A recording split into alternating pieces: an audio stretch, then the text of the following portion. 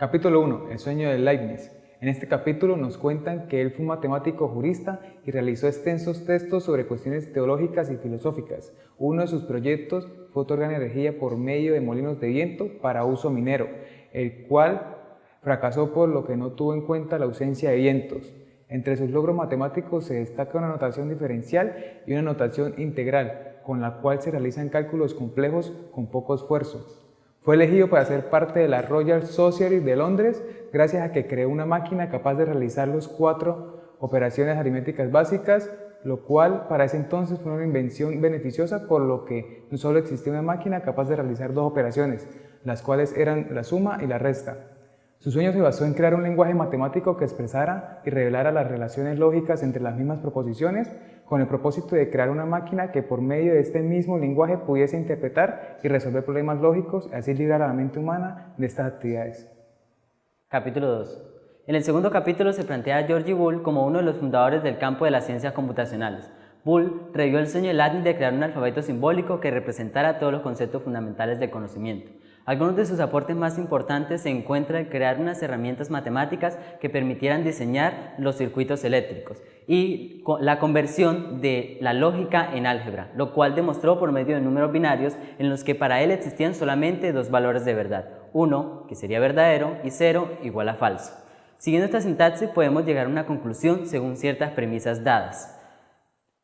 Planteemos un ejemplo para entender mejor lo planteado. Si tenemos las premisas, si D entonces A, no y no A, y como conclusión no D, pasando de esto a modo algebraico sería equivalente a. Si D entonces A es equivalente a decir D por 1 menos A igual a 0. Y si tenemos no A es equivalente a decir A igual a 0. Reemplazando la primera premisa A sería equivalente a decir D por 1 menos 0, 1 menos 0 en números binarios igual a 1, D por 1 es igual a D y D es igual a 0, que llegamos a la conclusión deseada.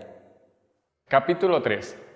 Frege ofreció el primer sistema lógico completamente desarrollado que engloba todo el razonamiento deductivo de la matemática ordinaria. Consideró que el álgebra se construyera como un fundamento de la lógica e introdujo sus propios símbolos específicos para estas relaciones lógicas. Para un ejemplo, explicamos la sentencia todos los caballos son mamíferos. Si X es un caballo, entonces X es un mamífero.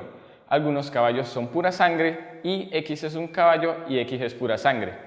Introdujo el simbolismo. Para todo, una A boca arriba y se llama cuantificador universal, y él existe una E al revés y se llama cuantificador existencial. Aplicándolo al ejemplo anterior, quedaría expresado como existe un tal X, que X es un caballo y X es pura sangre, tal como lo muestra el símbolo. Capítulo 4. Cantor, un ruedo a través del infinito. En este capítulo relatan que Cantor fue un matemático el cual trabajó en la teoría de conjuntos. Demostró el hecho de que el conjunto de números reales no puede emparejarse uno a uno con el conjunto de números naturales. Eso quiere decir que el conjunto de números infinitos tiene al menos 2 tamaños distintos. Luego supuso que asociado a cada tipo de conjunto se encuentra un único número cardinal, y este número se obtenía sin tener en cuenta las características de los elementos de dichos conjuntos. Por lo tanto, así se podría deducir si un conjunto era diferente, ya fuese mayor o menor a otro. Con eso también pudo ordenar progresivamente los elementos de un conjunto de diferentes maneras, ya que lo importante era el número cardinal del último elemento, no las características de todos los elementos de cada conjunto. En el siglo XIX y siglo XX nos encontramos con David Hilbert, un joven matemático alemán, quien era considerado junto con Henri Poincare los matemáticos más destacados. En el año 1900 pronunció una conferencia en el Congreso Internacional de Matemáticas en París, donde presentaba como desafío para los matemáticos 23 problemas más importantes de la época.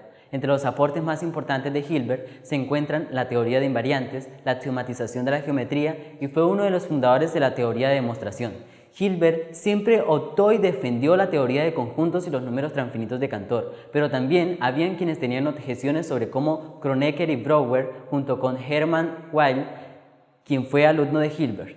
Algunos de estos problemas han llegado a construir efectivamente los fundamentos de programas de ordenadores y han proporcionado partes significativas a la infraestructura matemática necesaria para la mecánica cuántica. Hay una antigua paradoja llamada la paradoja del mentiroso, en el que el mentiroso afirma esto es una mentira o estoy mintiendo, pero si es verdad que miente, entonces es falso, y si es falso que es una mentira, entonces es verdad. Es una paradoja de la cual no se puede salir y muchos matemáticos y filósofos de la época de Gödel afirman que eso jamás va a pasar porque las matemáticas eran tan puras o tan racionales y que nunca permitirían algo así tan loco. Entonces, Gödel construyó el equivalente matemático, una proposición aritmética equivalente a esta proposición que es indemostrable. Utilizó un mecanismo de codificación para traducirla a números, así que se trataba de una relación puramente matemática y luego demostró que era indemostrable.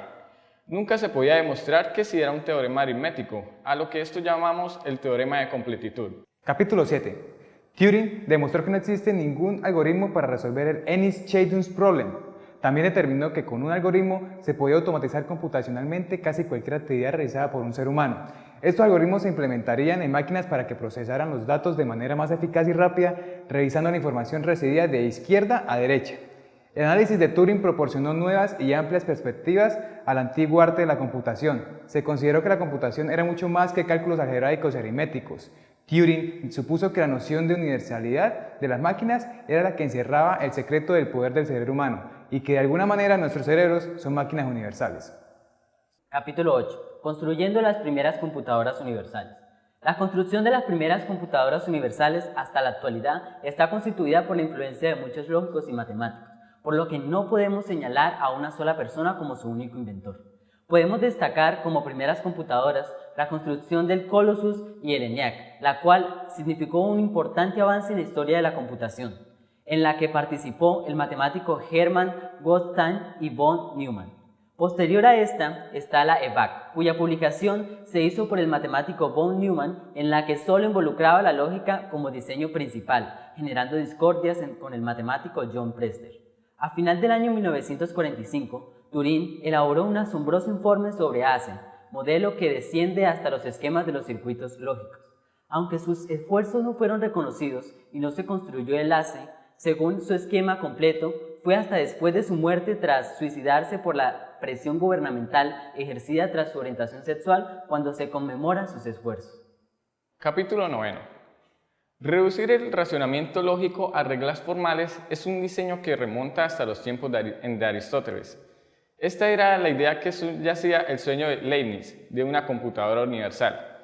En 1950, Alan Turing publicó un ensayo titulado ¿Puede pensar una máquina? Esa predicción resultó ser falsa. El mejor programa que se pudo haber hecho hasta el día de hoy, el mejor de ellos todavía está muy lejos de la facilidad de palabra de un niño de 5 años. Tanto Turing como von Neumann acabaron comparando los computadores con el cerebro humano. Conjeturaron que podemos hacer tantas cosas distintas gracias a que nuestro cerebro tiene integrado en él una computadora universal y que estas computadoras universales solo pueden hacer lo que es ejecutar un algoritmo.